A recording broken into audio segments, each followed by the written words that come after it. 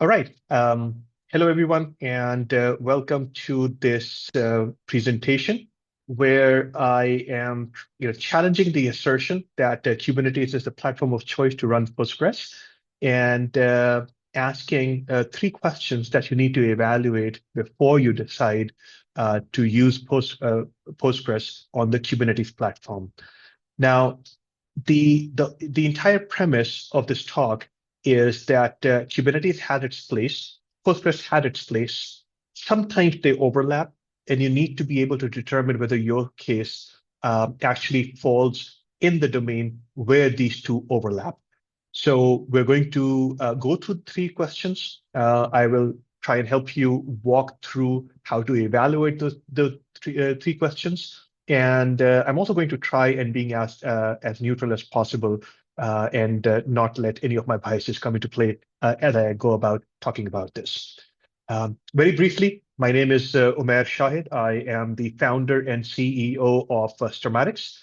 We provide professional services for Postgres. My own background has been in Postgres starting 2003. I've been involved in the Postgres project, and I have been part of various different pure play Postgres organizations for over 2 decades. Now, let's dive in. Now, the starting point, you have to understand Postgres as a database, and this is not true for just Postgres, this is true for any database. In your application stack, this will always be the most stateful thing. And when I say the most stateful thing, what that means is that every single piece of data matters. Every single byte matters. A database is not something where it's okay to lose a little bit of information here and there. Absolutely no information can be lost. It's the most stateful thing in the stack. Now, Kubernetes, when it was developed, it was designed to schedule workloads that are stateless. So if you are, let's say, starting up an application, it doesn't matter where the application is running, it just needs to run. If you are starting up a JVM, if you're starting up, a web node, as an example, it doesn't matter where it's running or how many are being run. These are stateless kind of workloads that are very easily, or Kubernetes makes it very easy for them to be scheduled, to be spun up, and to be self-healing. Now, the entire talk that I will be delivering today is on this contrast between these two technologies. Postgres being the most stateful thing, Kubernetes designed to be stateless. And what we're going to do is walk through those three honest questions that I spoke about. Now, let's evaluate why Kubernetes is popular and why it is used, or why Postgres is used on Kubernetes typically. Three big reasons. You get a single control plane. You've got that Kubernetes control plane, and your entire application stack, including your database, is being controlled from there. You get a single deployment model. Once you define it in Kubernetes, your Postgres always ships in exactly the same way, and it follows the same technology, and it follows the same cookie cutter approach that your entire service ships. And if you have a Kubernetes stack, you have a single on-call rotation. It's the same people, the same tooling that do everything. Now, these are all very good reasons to use Postgres on Kubernetes, and I'm not challenging them. My assertion is that there's a tax to be paid when you're running Postgres on Kubernetes, and that tax arrives later in the day. Call it day 2 operations. When the first incident happened, when the first escalation takes place, when that first on-call engineer is woken up at 2 in the morning, that's when the rubber really hits the road, and that's when the complexity tax arrives. And we need to be mindful of that tax and of that complication as we go about deciding how to run Postgres. So the first question that needs to be asked. What problem are we solving? Is it a scaling problem? In fact, as we try and solve a scaling problem, are we ending up creating? So scaling, I take that as the first question because that's the first argument that I typically get when I talk to people that are trying to run Postgres on Kubernetes or any database on Kubernetes. This is easy to scale. Might be, but let's just do a deep dive into what it is that we are trying to scale. If it's a fungible workload, like a web app or a Java app or your application layer, whatever your app is, it works beautifully. A database, however, scales very differently, precisely because it needs to be persistent. The data cannot be lost in any way. So, visually speaking, when it comes to Kubernetes and when it comes to Postgres, both require scaling, but both have different scaling mechanisms. When you're scaling Kubernetes, it helps you, the architecture and the technology is designed in a way that it helps you scale out, add pods very quickly and very reliably. This is horizontal scaling. This is inexpensive. The workloads are fungible, which means that if one node goes down, the other can be spun up in its place without any issues. The database, however, is a little different. If the database goes down, you cannot just spin up another database instance in its place because then the data gets lost. Now, the question is about how to retain data and how to persist data. When it comes to Postgres, Postgres is designed initially for vertical scaling, and that's how it scales up first. Then you can do read scaling by adding read replicas. And as you go even further, you can add partitioning and sharding, and that helps you scale out horizontally even further. Now, here's the thing that you need to keep in mind as you think about scaling Postgres and as you think about scaling databases. Databases are designed to have a single writer. There's a single node. No matter how many replicas you create, there will always be read replicas. It's going to be a single node that takes writes. That's going to be the single writer.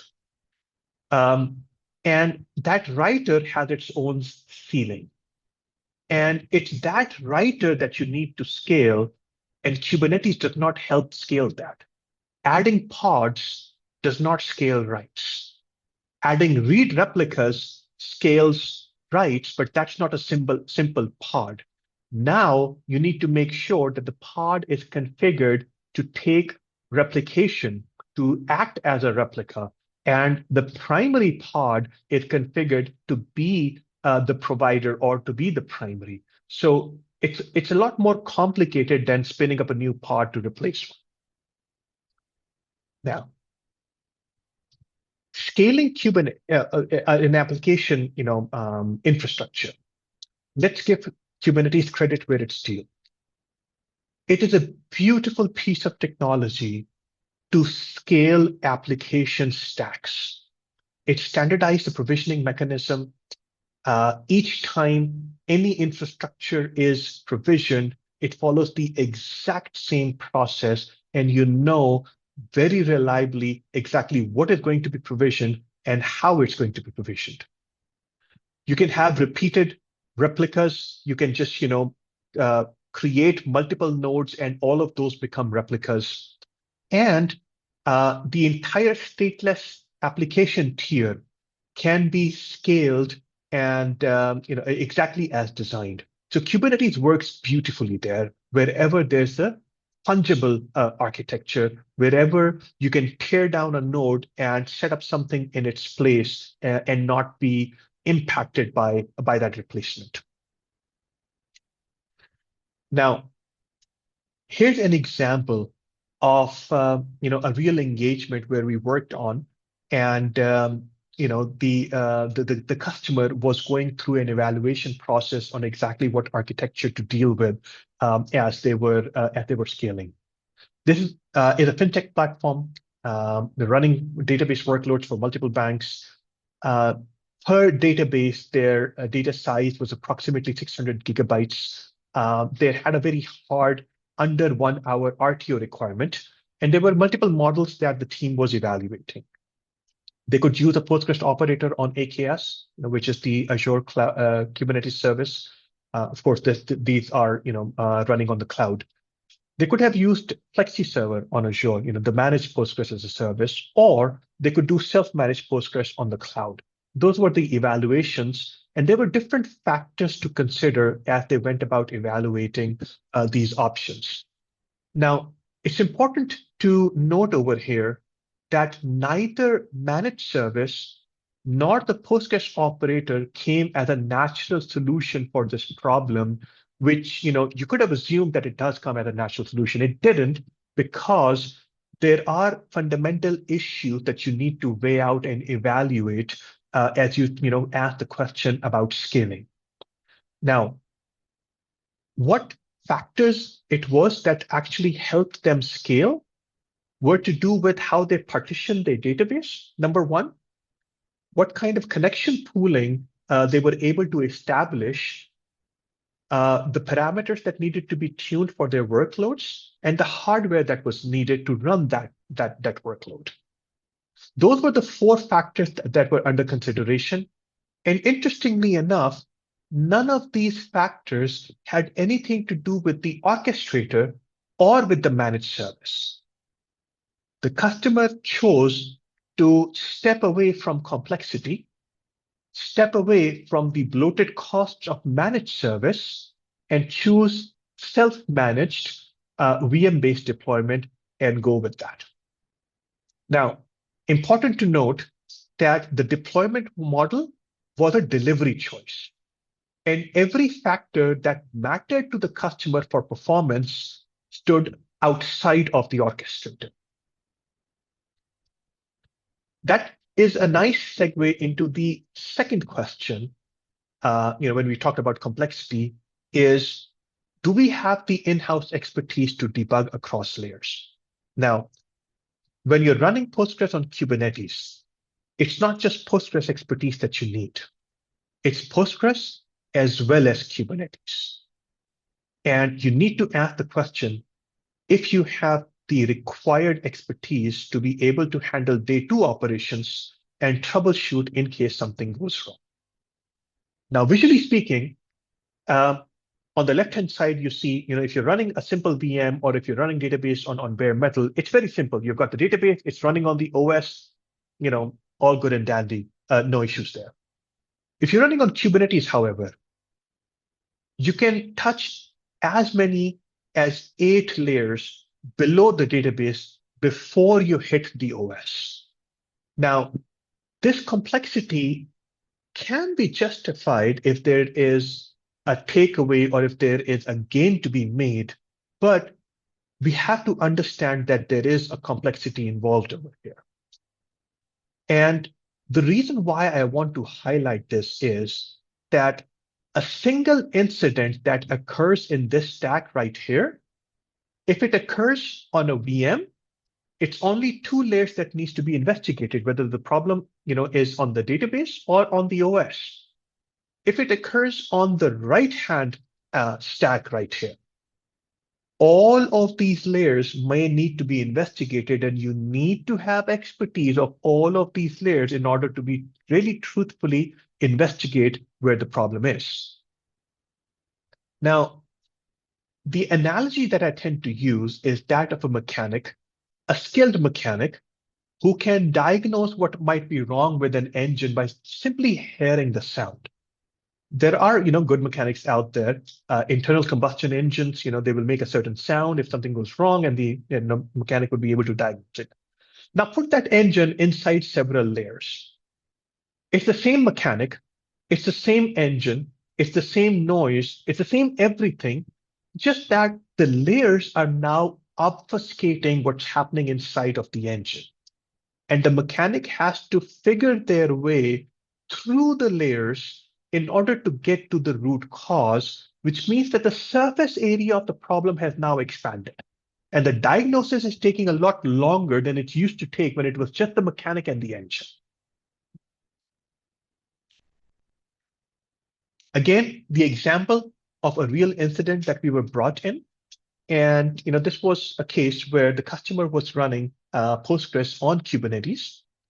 The symptom that they were seeing was a pod was stuck in that crash loop backoff. The pod was restarting over and over again. The team was unable to figure out what's going on. The Kubernetes experts were brought in. They were investigating what's wrong with Kubernetes, and the ops team was brought in. The cloud team was brought in, and everybody thought that there was something wrong at the Kubernetes level, and they were trying to figure out what's going on. Now, eventually, when the database team was involved, we found out that there was a syntax error in PostgreSQL.conf file that was causing Postgres not to be able to get started. And the symptom that it was showing up as was that the pod got stuck in a loop. Now, this syntax error was caused by a typo in the script that was running the CI/CD pipeline. It eventually made it all the way into the PostgreSQL file, and it caused the pod to fail over and over again.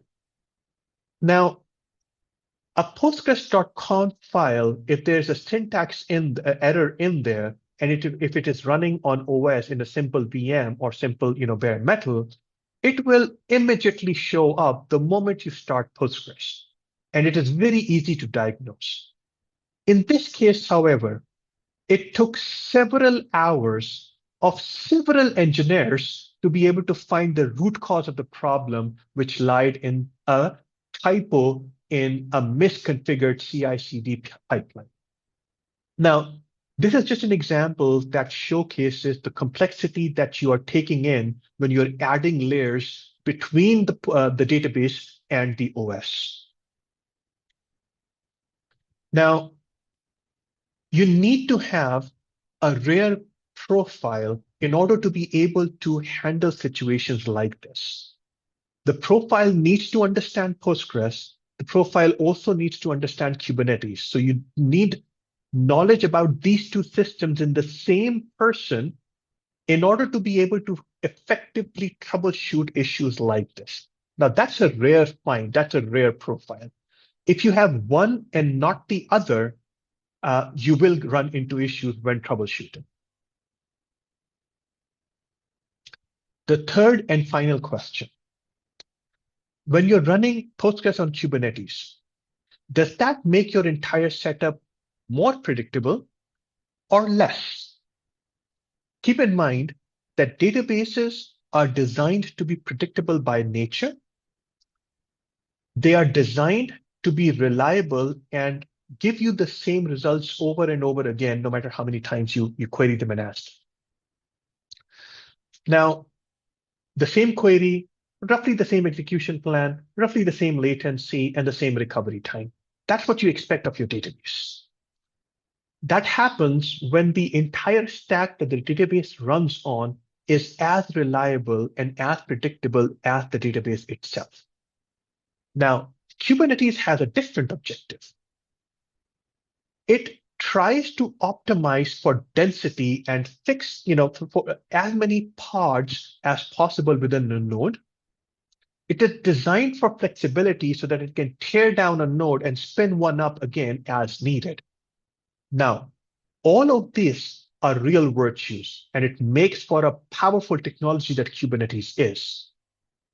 Just that these are the exact virtues that the database is not supposed to have. It's supposed to go in a completely different direction. So the predictability of database is in direct friction with what Kubernetes tries to do. Now, where does that variation lie? Kubernetes has shared storage.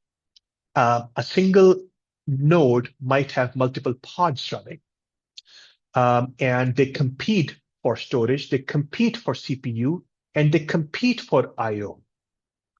The kind of pod scheduling and the amount of resources that are assigned to a pod are determined at runtime by Kubernetes on a single node. And the database might end up with a reduced set of resources, which will impact the performance of the database and impact its predictability. Now, all of them, when brought together, makes for a big delta between what is deemed to be predictable for the database and deemed to be acceptable for database workloads. Now, here's another area where I think Kubernetes is very, very powerful. It is very powerful in the failover process. Election of a leader, spinning up new nodes and new pods, spinning up leaders and replicas, DNS propagation, and detaching and attaching storage volumes. Kubernetes operators for Postgres have matured over time, and the automation for the failover, I believe, is excellent. So this is a big, big plus point, and this brings a lot of predictability into the Kubernetes-based architecture. So understand that this definitely is a gain that you're getting when you're running Postgres on Kubernetes. You have to evaluate this on what you're losing out on. Here's a simple table that helps you look at 4 layers that pretty much every Kubernetes deployment is going to have, and determine what it is that you are giving up in exchange for what you're getting. At the operator level, it is repeatable, it is declarative, it's automated. Excellent. But even the slightest manual tweak will get tagged as something that is wrong, and the operator might end up tearing down what you've tweaked. The network plugin, it allows for stable, discovery of clients and replicas, but it also adds latency because it's one more hop that goes from the primary to the replicas and standby. So balance these out. The storage, you can dynamically provision storage on demand. Very powerful. You can program your Kubernetes stack to provision more expensive or less expensive storage depending on the situation. But that also allows for IOPS variance, and you have to consider the detach and reattach time where Postgres is either going to become unavailable or is going to slow down significantly. With the scheduler, you can rely on it for bin packing the entire node and have as many nodes as pods as possible inside of that node. But also understand that it will treat the database pod just like any other. So understand the trade-offs as you're making those decisions. Another example of what we did for a customer that kind of demonstrates that the closer Postgres is to the OS layer and to the bare metal, the better leverage we have to perform it for its performance. We were looking at memory pressure of roughly 85% at that customers, and they came to us and asked for help over there. And what we found was that they were encountering very frequent out of memory kills by the Linux kernel because the database was taking up way too much memory. We found that they do have a lot of memory available, which made for leveraging huge pages inside of Linux and allocating the Postgres shared buffers accordingly to huge pages in order to optimize the performance. And with that implementation done at the Linux kernel level, the memory pressure reduced down from 85% to 50%, and we never had an kill again.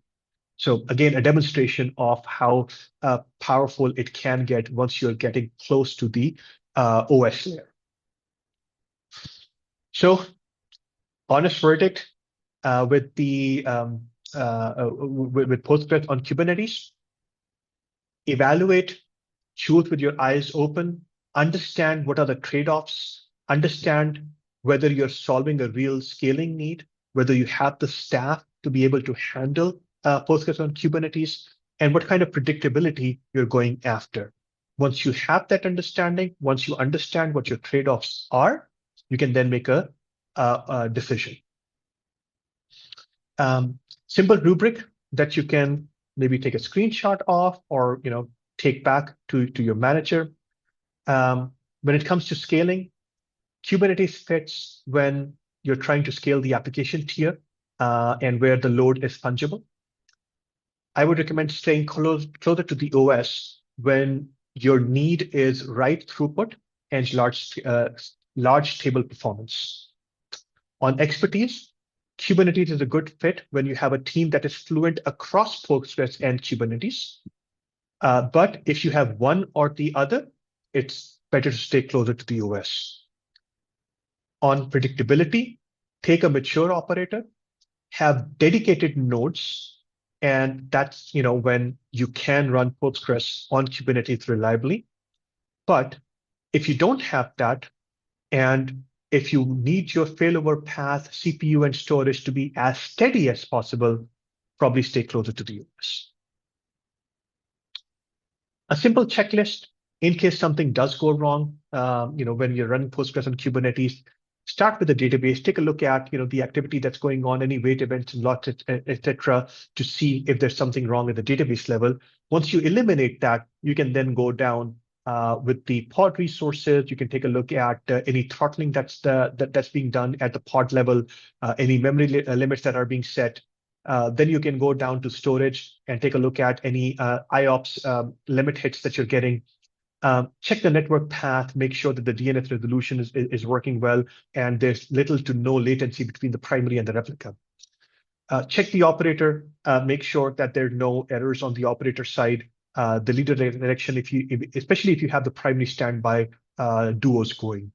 And then finally, check the node and the scheduler and take a look at if there is any node eviction or node kills at the scheduler. And that brings me to the end of my presentation. And just a brief slide of who I am and what Stormatics does. We provide deep expertise for Postgres across pretty much any platform. And I'm happy to take any questions in the chat to be answered either live or after the fact. Thank you.